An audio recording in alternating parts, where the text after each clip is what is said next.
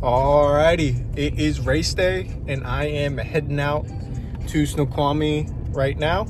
It's about an hour and 10 minutes of driving, so it's not terrible.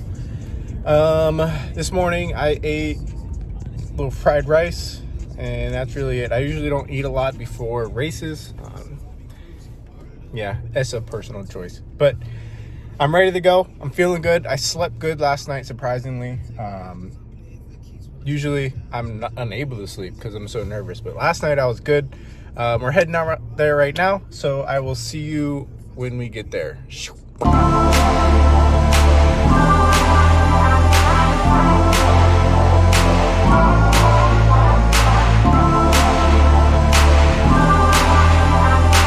I just got to the race. I'm waiting for the race director to get here so I can grab my packet from her. Again, shout out to Mike Bloom. I'm gonna get warmed up a little bit, and then we'll get started here in about 40 minutes. So it's race day. Let's do it.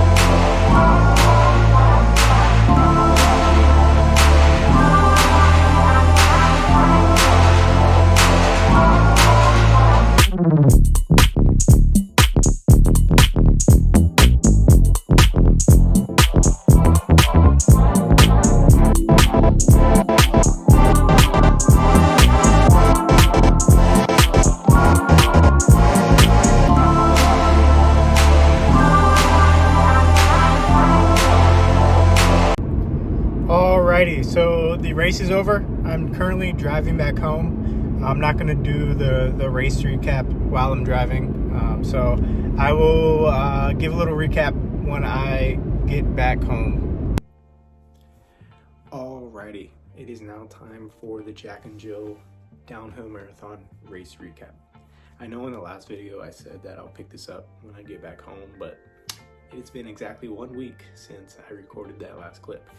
And we are now going to get this race recap done. So, pre-race, I got to the race about an hour before. I used the restroom, did a little bit of stretching, picked up my bib, and surprisingly, I was not nervous at all. Usually going into marathons, I am extremely nervous, but for this one, I felt prepared. I felt properly fueled. I had a plan going in. And, I was just overall calm, cool, and collected. About 5 minutes before the race, I decided to find the pacing group I wanted to go with. And I found the 3.5 hour group. That was like around my goal time I wanted to do. So I found that group, and this was my first time ever running with a pacing group. And it was an awesome experience. It felt like a team. We felt like a team the whole time. We're all working together, pacing off each other, obviously, and just kind of motivating each other. It was really cool. So I stuck with the 3.5 hour group for about the first 4 miles. Mile 1 through 2 were just warm-up miles, waking the body up, getting the system running. And then mile 2 through 4 were all in a tunnel. And this tunnel is like the main reason I'll do this race again. It was so cool. It was so dark. It was cold. Everybody had headlamps on. There was water dripping from the ceiling, and you could hear everybody breathing, but it was at the same time, it was super quiet in there. It was weird, but it was cool. About a mile into that tunnel, we took like a little curve, and then you could see the light at the end of the tunnel, literally. And it was cool. I mean, we were just running towards the light at the end of the tunnel, and we finally got there. Woo. So once we got out of the tunnel, I tossed my headlamp to the side, and this is when the race started, for me at least. This is when the like slight downhill started to happen, and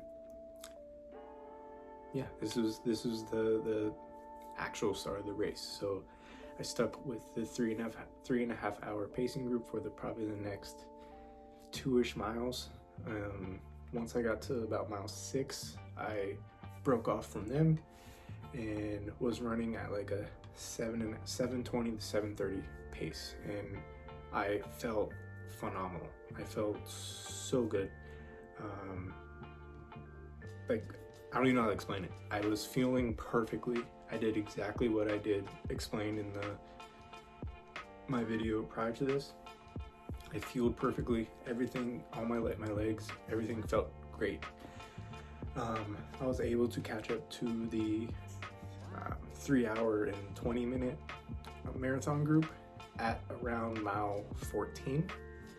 Backtracking real quick, I ran a PR half marathon in this full marathon, which was freaking sick. I'll put the time right here.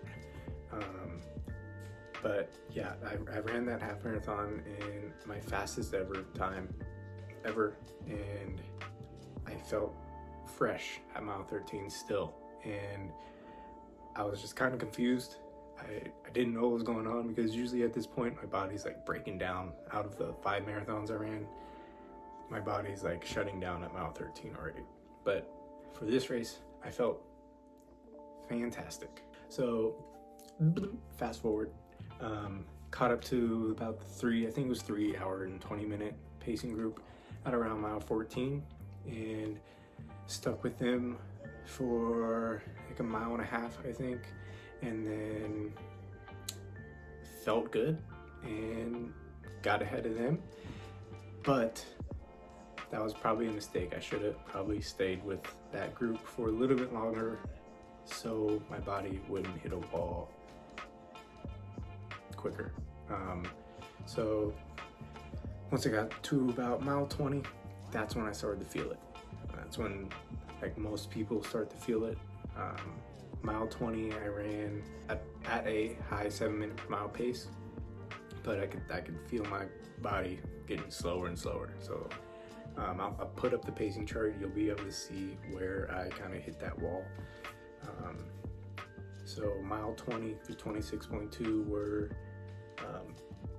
the hardest, and that's typical for a marathon, and that's something going into my next race that I will train specifically for, running under fatigue in those situations when my body's just giving up on me. So I think around mile 23, that 3 hour and 20 minute pacing group, it might have been 3 hour and 25. It was 3 hour 25 minute group. 2 people, the pacer and then one other person from that group, passed me at around mile 13, and I was still on pace to run a sub 3.5 hour marathon. So mile 23, 24, and 25 strict stank. It was so hard. My things were cramping. I was popping salt pills and it just wasn't helping. It was my right quad and my right calf. At mile 25.8, I got the absolute worst cramp in my right hamstring, and I had to stop. And I was like, no. I'm at 25.8. I need to finish this. So I sucked it up. Some guy was like, we're so close, come on. So I sucked it up and ran, I think like at 8:40, that last sliver of the race, and I finished. And I PR'd my marathon by 50 minutes. 50-minute marathon PR. It was 3 hours and 21 minutes. My pace was about 7:44.